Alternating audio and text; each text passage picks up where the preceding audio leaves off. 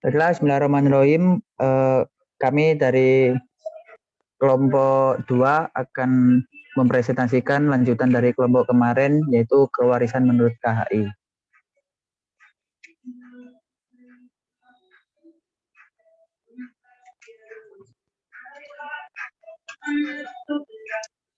Anggota dari kelompok kami ada saya sendiri, Muhammad Khairul Rizal, kemudian ada Anissa Fauzia Rahmat, kemudian Wahyu Ruli Setia Putri, dan juga Anissa Vika Ayu Nurwulan.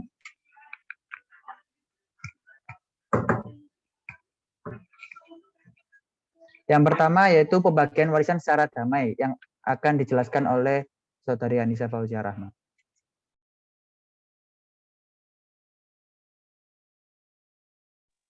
Baik, terima kasih atas kesempatan dan waktunya. Saya akan menjelaskan mengenai proses pembagian warisan secara damai.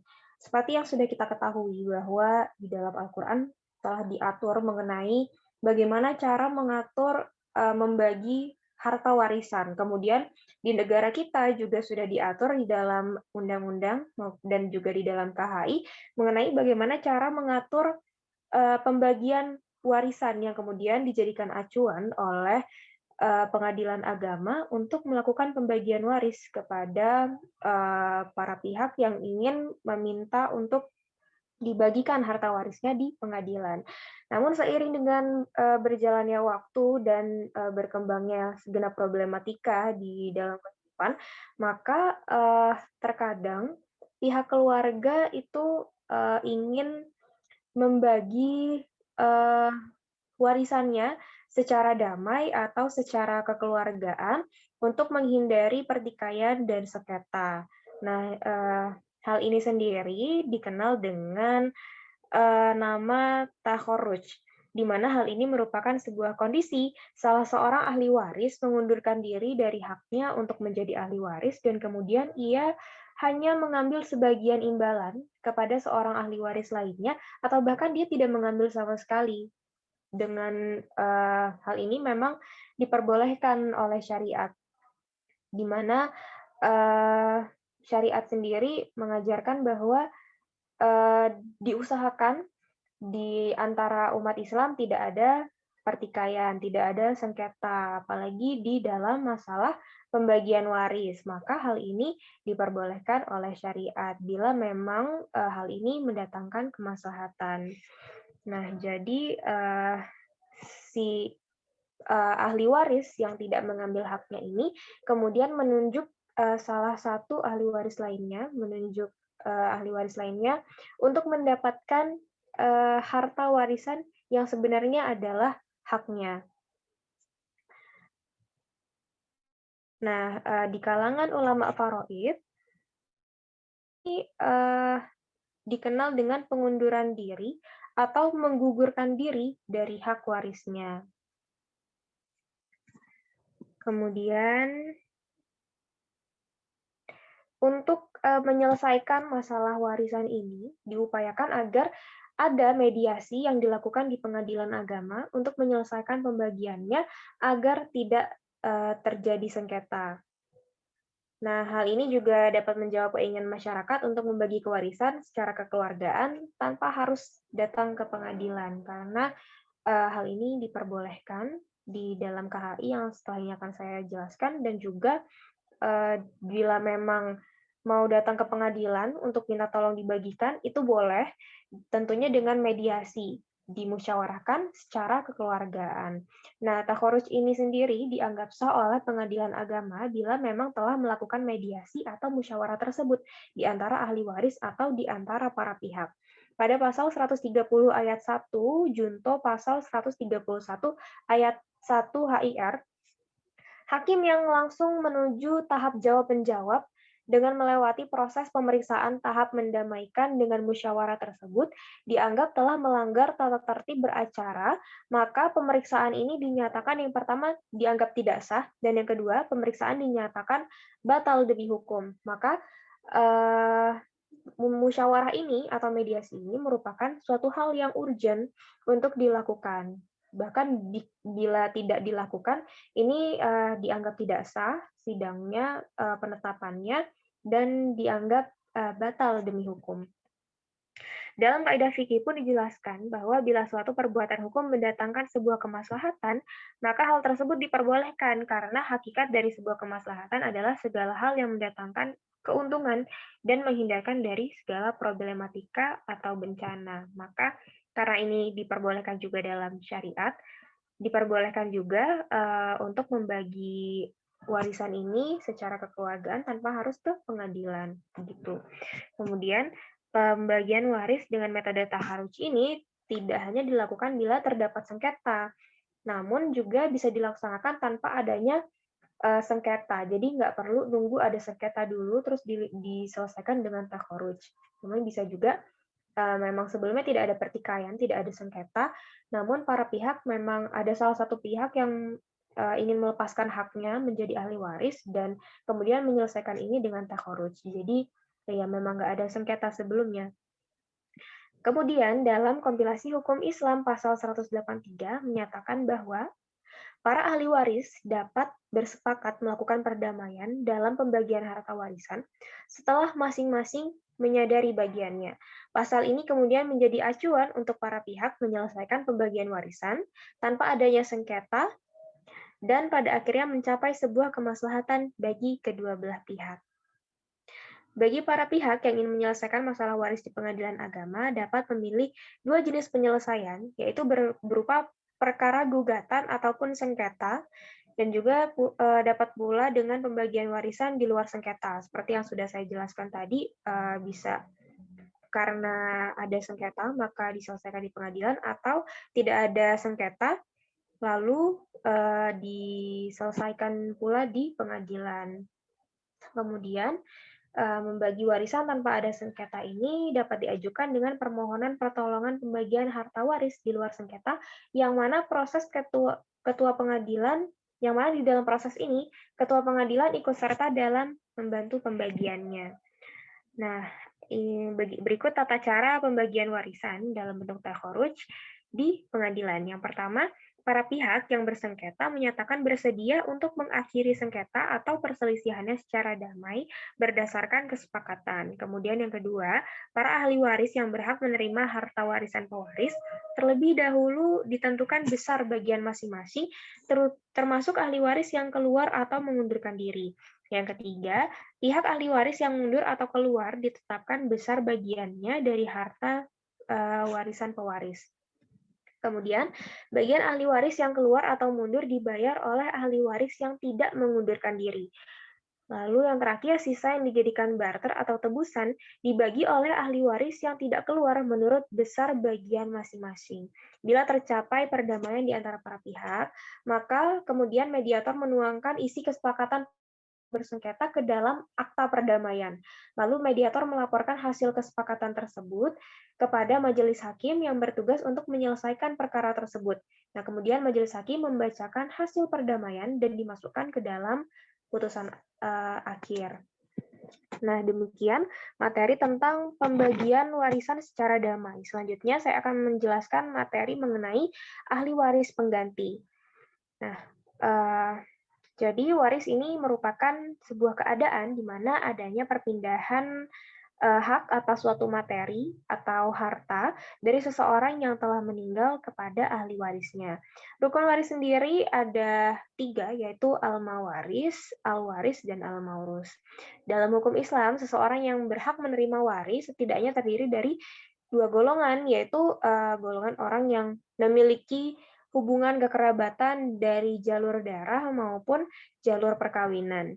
Nah, ahli waris pengganti sendiri menurut Raihan Ar-Rasyid adalah seseorang yang pada hakikatnya bukan merupakan ahli waris, namun dikarenakan oleh situasi tertentu, ia dapat menjadi ahli waris.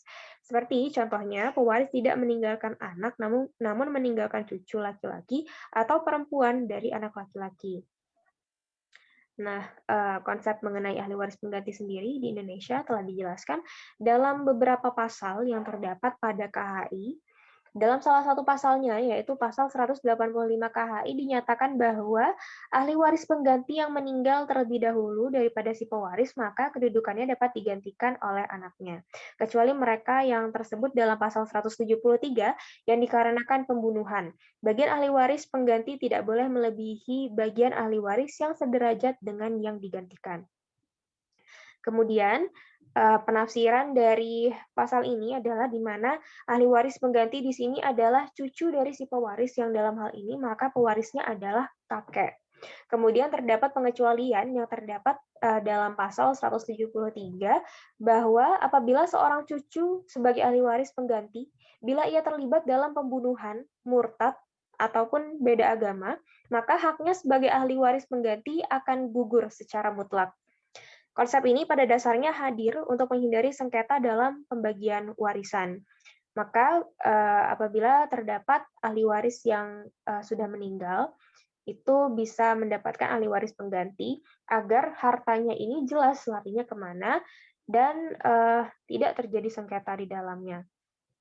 Dalam ayat 2 menyatakan bahwa oleh karena tidak diperbolehkannya melebihi bagian harta ahli waris yang sederajat dengannya yang digantikan, yang mana dalam hal ini adalah cucu, tidak diperbolehkan melebihi harta waris orang tuanya atau bapaknya yang telah meninggal lebih dulu. Maka cucu hanya mendapat sepertiga bagiannya saja, yang mana dalam pasal 185 ayat 2 telah dengan tegas dinyatakan tidak boleh melebihi, yang kemudian secara tidak langsung telah membatasi bagian yang akan diterima oleh si ahli waris pengganti. Sekian materi mengenai ahli waris pengganti. Materi selanjutnya akan dijelaskan oleh rekan saya.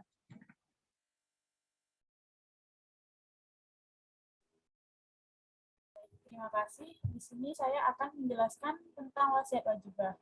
Wasiat wajibah yaitu wasiat yang diperuntukkan oleh kerabat atau seseorang yang tidak mendapatkan jatah waris kepada orang yang telah wafat karena tertentang atau oleh orang-orang yang telah ditetapkan oleh syarak. Wasiat wajibah ini dalam kompilasi hukum Islam didefinisikan sebagai pemberian suatu harta atau benda dari ahli waris atau lembaga yang berlaku ketika pewaris tersebut meninggal dunia. Seseorang yang ingin berwasiat memiliki syarat berumur 21 tahun, memiliki akal yang sehat, dan tanpa paksaan apapun ketika ingin berwasiat. Tidak seperti wasiat biasa yang hukumnya sunnah, wasiat wajibah merupakan wajib untuk ditunaikan. Wasiat wajibah tidak diperbolehkan untuk orang-orang yang menjadi ahli waris. Dalam fikih, wasiat wajibah hanya diperuntukkan kepada orang yang memiliki hubungan darah dengan orang yang meninggalkan harta. Tapi dalam kompilasi hukum Islam, wasiat wajibah diperuntukkan untuk anak angkat dengan tujuan menyongsong kebutuhan dan mengatasi kesulitan. Sehingga kasus yang umum ini dimasukkan ke dalam hukum Islam. Menurut pasal 209, bagian yang berhak atas wasiat wajibah adalah 1/3, paling banyak. Dari harta peninggalan orang tua angkat. Nah, bagaimana pembagiannya? Pembagiannya adalah dibagikan dulu wasiatnya, baru dari sisanya akan dibagikan oleh ahli waris yang berhak mendapatkan warisan tersebut. Karena wasiat ini bersifat wajib. Dari segi penerima wasiat, wasiat ini jatuhnya otomatis dan tidak harus ada persetujuan atau niat dari penerima wasiat terdahulu. Tanpa ada persetujuan ahli waris lain, wasiat ini sudah otomatis jatuh hukumnya kepada orang yang berhak mendapat wasiat wajibah seperti anak angkat, cucu, dan lain sebagainya yang terhijab oleh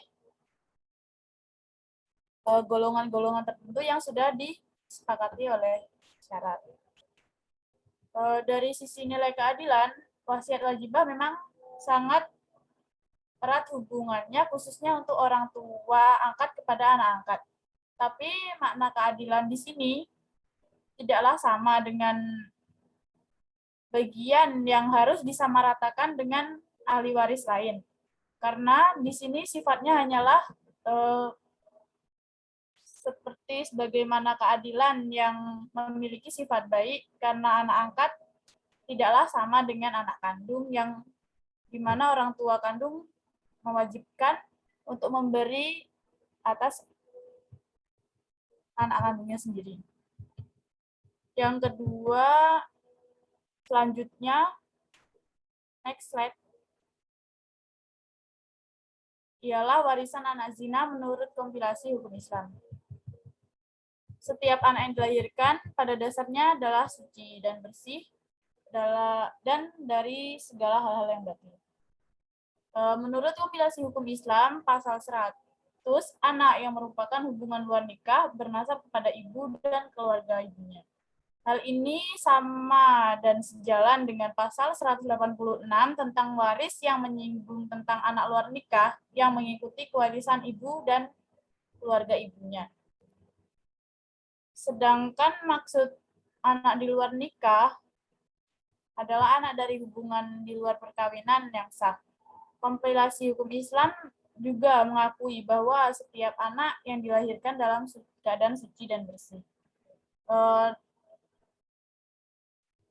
Jadi bagian-bagian anak luar nikah dalam kompilasi hukum Islam bisa didapat oleh ibunya, yakni jika anak perempuan adalah setengah apabila ia sendirian. Jika ia mempunyai saudara lebih dari satu orang, maka bagian yang berhak atasnya adalah 2/3.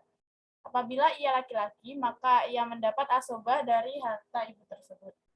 Tidak ada perbedaan dalam pembagian warisan untuk anak luar nikah. Namun dia hanya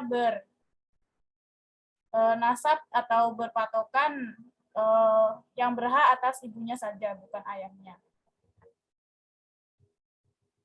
Namun apabila dia diakui oleh ayahnya, maka dia berhak mendapat wasiat wajibah atau hibah dari ayahnya berdasarkan ilmu pengetahuan dan data yang akurat. Sekian dari saya, selanjutnya akan dilanjutkan oleh materi selanjutnya. Terima kasih.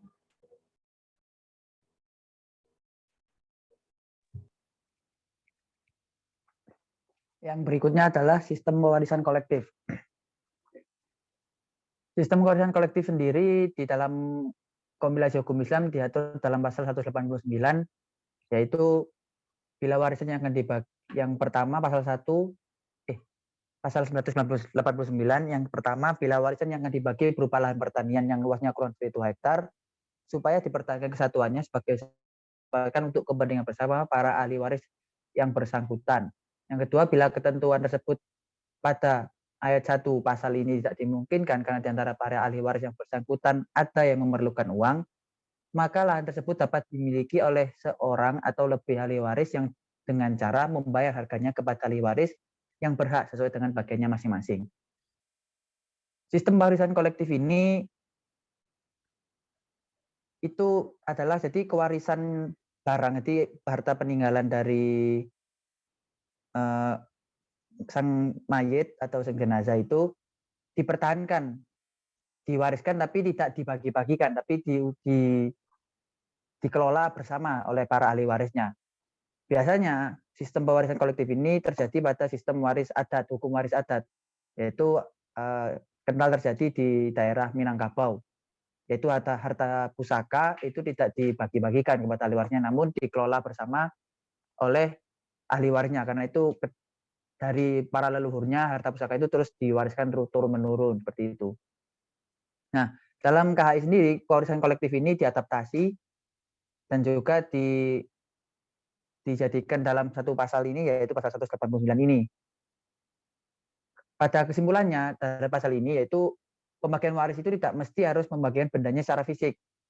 Bisa juga dengan kemanfaatannya seperti hasil dari tanah itu tadi, harus dikelola tanah atau pertanian, perkebunan dan sebagainya itu bisa dimanfaatkan oleh kepentingan ahli waris yang ada. Jadi sesuai kepentingan bersama. Nah, lalu di nomor 2, ketika ada yang benar-benar membutuhkan uang ahli warisnya, contoh itu bisa diuangkan. Jadi ahli waris lainnya itu bisa mengganti, katakanlah itu mengganti uangnya yang membutuhkan tadi itu. Nah, sebagai contoh ini, permisalan A meninggal dunia dan meninggalkan sawah seluas 1,5 hektar. Ahli warisnya adalah 2 anak laki-laki dan 1 perempuan. Jadi anak laki-laki ada B sama C dan anak perempuannya D. Nah, maka sesuai dengan pasal 189 KHI ini, ketika sawah itu kurang dari 2 hektar, sawah tersebut itu bisa dikelola oleh ketiga anaknya. Nah, ketika sudah dikelola, bisa diambil kemanfaatannya. Nah, namun apabila ada yang membutuhkan uang, katakanlah si C ini membutuhkan uang, maka B dan D bisa membeli tanah itu sesuai dengan harga tanahnya saat itu juga kan. Nah, memberikan bagian C sesuai dengan ketentuan dalam hukum kewarisan. Seperti itu. Kemudian selanjutnya kewarisan harta gonogini dan permasalahan kewarisan poligami. Dalam KHI hal ini diatur dalam 190, pasal 190 yang berbunyi, bila perwaris yang beristri lebih dari seorang, maka masing-masing istri berhak mendapat bagian atas gonogini dari rumah tangga dengan suaminya. Sedangkan keseluruhan bagian pewaris adalah menjadi hak para ahli warisnya. Harta gonogini sendiri ini adalah harta yang didapat oleh suami istri ketika selama masa rumah tangganya. Jadi hasil usaha bersama atau penggabungan harta istri dan suami itu digabungkan jadi satu, atau ada hibahan dari seseorang kepada pasangan suami istri ini, nah itu termasuk harta gonogini atau harta bersama selama rumah tangga. Nah, harta gonogini ini harus dibagi terlebih dahulu bersama dengan tanggungan sang mayit, seperti biaya pengobatan, kematian, terus hutang, dan lain-lain. Nah, itu harta tadi itu dibayarkan dulu, juga harta gonogini tadi itu dipisah dulu. Jadi memang benar-benar harta sang suami ini nanti jadinya harta warisan murni, yang mana harta ini nanti yang akan diwariskan oleh ahli waris lainnya. Kemudian untuk persoalan beristri lebih, di KHI juga perhitungannya seperti ini. Ketika dia tidak punya, sang istri ini tidak punya anak, maka dapat 1/4. Kalau punya anak maka 1/8. Ini sama seperti dalam fikih kelas yang kita kenal selama ini. Namun perbedaannya di sini 1/8 ini bukan berarti 4 istri tadi mendapatkan bagian 1/8 semuanya, tapi dianggap istrinya ada 1. Jadi 1/8 ini nanti dibagi ke 4 orang anaknya, ke 4 orang istrinya. Nah, kalau anaknya nanti, karena kalau anak pasti dapat asobah kan, kalau anak laki-laki sama anak perempuan, maka sisanya nanti dibagi untuk 10 anak dengan perhitungan anak laki-laki 2/1. Nah, dan juga seperti contoh ini, katakanlah harta 120 juta. Kemudian 4 ini, maka bagiannya 1/8 karena punya anak. Kemudian diterima anak laki-laki dan 5 anak perempuan, menjadi asobah. Maka masalahnya 8, kemudian dari 1/8 ini dapat 15 juta. Dan kemudian untuk bagian anak dari 7/8 dikali 120 juta menjadi 105 juta. Kemudian 15 juta ini dibagi ke 4 orang istrinya, sehingga 1 orang istri nanti mendapatkan 3,75 juta. Nah, kemudian yang 105 ini dibagi ke 10 anak tadi, tapi dengan pembagian laki-laki 2/1. Sehingga dihitung anak laki-laki, setiap 1 anak laki-laki akan mendapatkan 14 juta. Dan anak perempuan, setiap anak perempuan nanti akan mendapatkan 7 juta. Seperti itu. Kemudian selanjutnya akan dijelaskan mengenai kewarisan ayah, yang akan dengan presentator selanjutnya.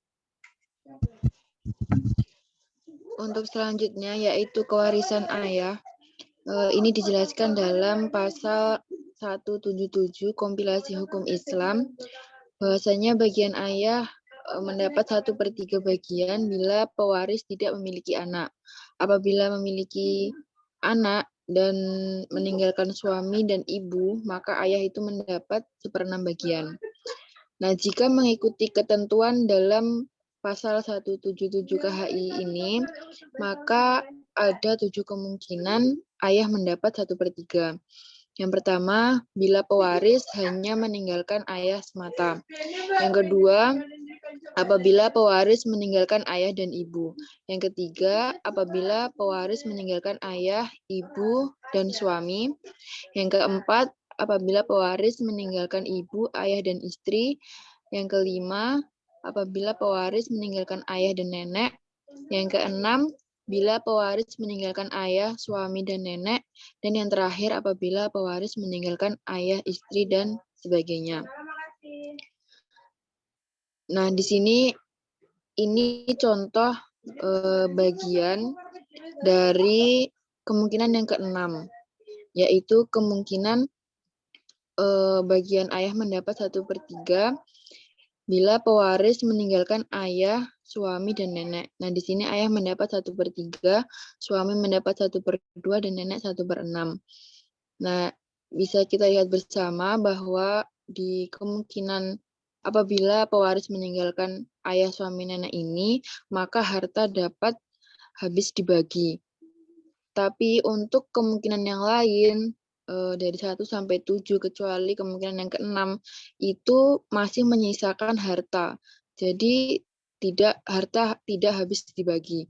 Nah, mungkin lebih jelasnya untuk rincian pembagiannya bisa dibaca di makalah, semuanya ada. Nah, itu karena ada harta yang tidak habis dibagi, maka dianggap KHI pasal 177 ini ada kekeliruan.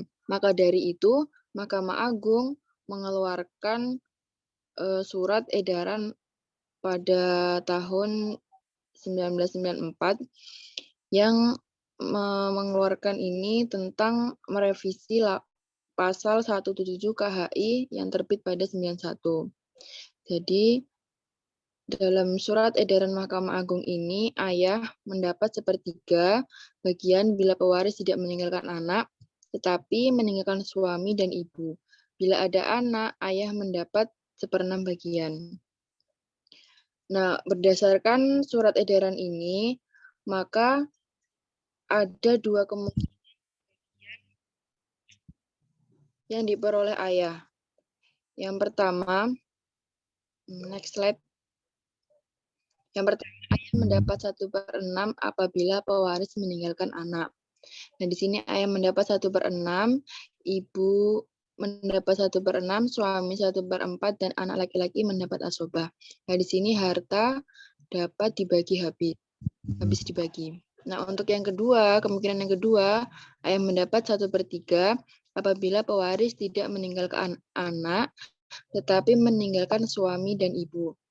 Nah, di sini ayah mendapat 1/3, ibu mendapat 1/3 dari sisa. Jadi bukan 1/3 dan sisa, tapi 1/3 dari sisa.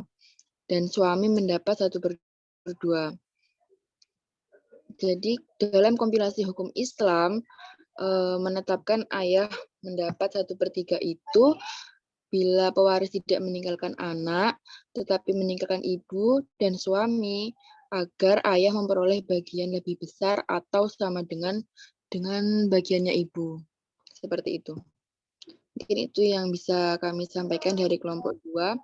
Kurang lebihnya mohon maaf. Assalamualaikum warahmatullahi wabarakatuh.